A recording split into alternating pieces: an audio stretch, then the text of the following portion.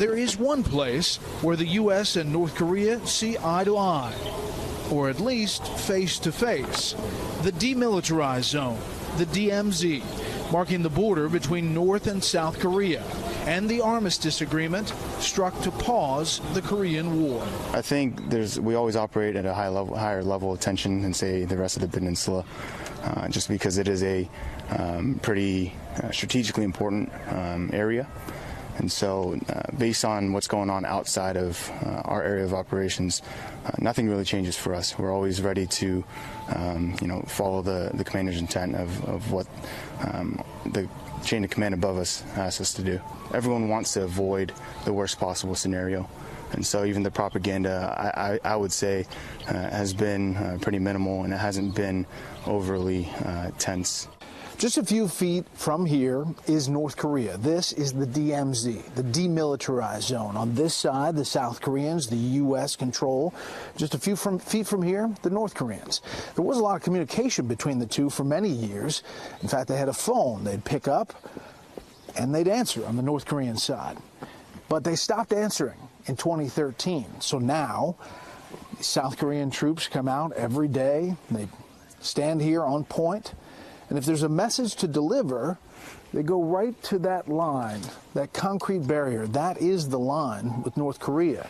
Toes to that concrete, and they yell the message to the North Koreans, at which point they're videotaped.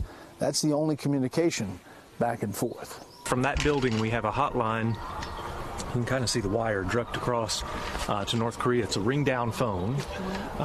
It works. And, we test it 4 times a day. So basically you pick it up, it rings there. Yes, sir. They're just not answering it right now. We nicknamed it the Bat Phone because the State Department was up here one time, and I was talking to one of their delegation, and I just said Bat Phone like that. So she went back to Washington, D.C. and sent us the Batman sticker. So the Bat Phone it is. As a matter of fact, we're going to do the midday check right now. All right. See.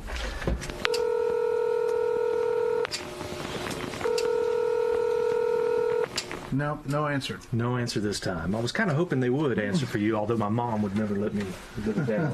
When they don't answer it, we have to come down here on the border here, as Captain was saying. We put toes on the border there, and we shout the messages at them.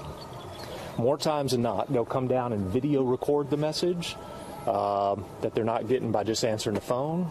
So it makes sense to somebody in North Korea. It's kind of a strange process, huh? It is, yes, sir. Some of the stuff after 6.5 decades, we've reduced it to a very elementary level. And that's just to sustain this place as a place that is open for communication and dialogue. However, there haven't been general officer talks up here since 2009. There haven't been actual staff officer level talks since 2013. In front of you, you see the border is represented by these white stakes. It's called the MDL, or Military Demarcation Line. And you'll notice there's no fences on the border. There are no fences on this de facto border across the entire peninsula. The only fences are on the southern boundary and northern boundary of the DMZ, which we pass through, of course, coming up here.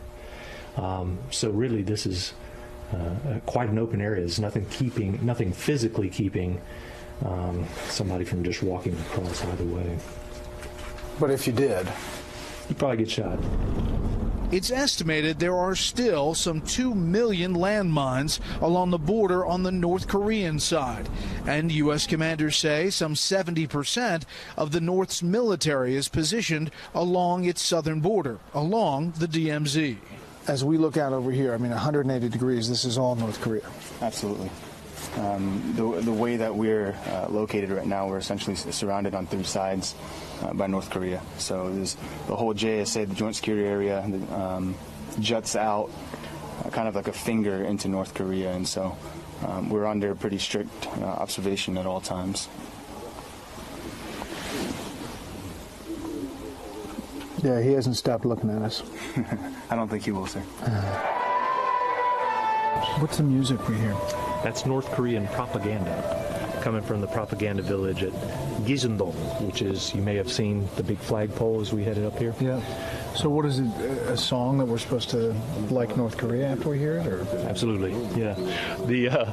Oddly enough, they both had propaganda broadcasts from either side, and it stopped in 2004. But in 2015, there was a provocative landmine incident up here. and it blew off 2 of the 1st Rock Infantry Division soldiers' legs. And ever since then, both sides have been pumping the propaganda again. And it can be lovely music like this, or it can be the, speeches, And North Korea plays it about 20 hours a day. 20 hours a day. On our side, we do about 2 or 3 hours a day. And it could be anything from news broadcasts to K-pop. I stepped out one time and they were playing Radio Free America, so I stepped out to Bon Jovi. Wow. Unification by Freedom Rock. Well, if you need a Fox News alert, just let us know. Right on. You got it. The sound you hear, well, that's South Korean music, propaganda essentially being blasted back into North Korea. North Korea right over my shoulder. The mountains in the distance, it's estimated that North Korea has about 1,500 artillery pieces positioned in those mountains, hidden. If the U.S. were to attack North Korea in just seconds, those artillery pieces would be rolled out and they'd fire. Their target, 25 miles this way, Seoul. Video of North Korean artillery tests tells the story. Those 1,500 artillery pieces aimed at Seoul are the main considerations and limitations to even small targeted U.S. military action in North Korea. Which brings us back to the time-honored tension in the DMZ, the arcane maneuvers, the spectacle of both sides bringing tour groups to stare at the opposing country. So they have a tour going on right now, and they're waving at us. Mm-hmm. And so what is that? I mean, like some... There's just a commercial tour. It is very likely made up of... I can see some Westerners there. I can also see some Asian folks, a lot of Chinese visitors. Mm-hmm. They will often have North Koreans come. A lot of times they're party officials and party members.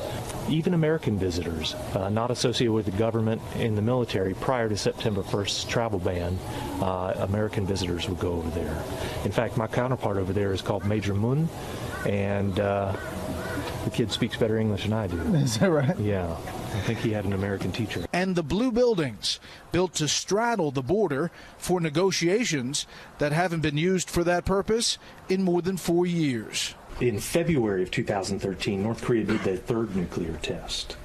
And there was a whole bunch of sanctions laid on them. And so sort of in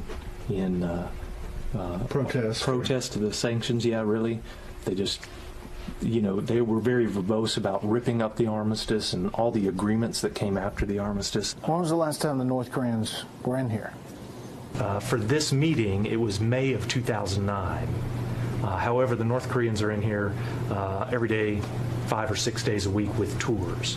So much like we have in here right now, we lock the north side door and we'll bring visitors into this area. So then if they come down, they lock the south side door, and then it's their deal. That's it. Yes, sir. So technically the line right here is at this table. That's it. Yes, sir. And it'll, you follow it out the windows, you see that concrete block that you were mentioning outside. And that has divided the joint security area since right around 1976. I really believe that it makes sense for North Korea to come to the table and to make a deal that's good for the people of North Korea and the people of the world. The threat from North Korea obviously hangs over President Trump's entire trip to Asia.